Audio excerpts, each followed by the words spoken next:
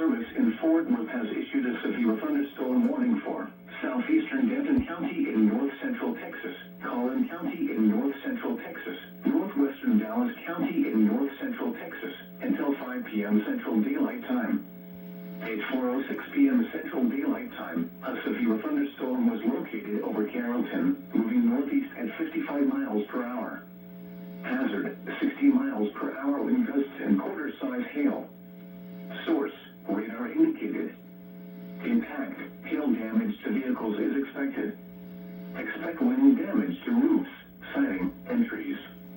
Locations impacted include Dallas, Plano, Garland, Irving, McKinney, Carrollton, Frisco, Richardson, Lewisville, Allen, Flower Mound, Grapevine, Wiley, Coppell, The Colony, Farmers Branch, Sanch C, Madison, Murphy, and Fairview.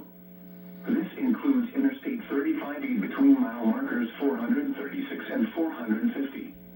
A tornado watch remains in effect until 11 p.m. Central Daylight Time for north central Texas.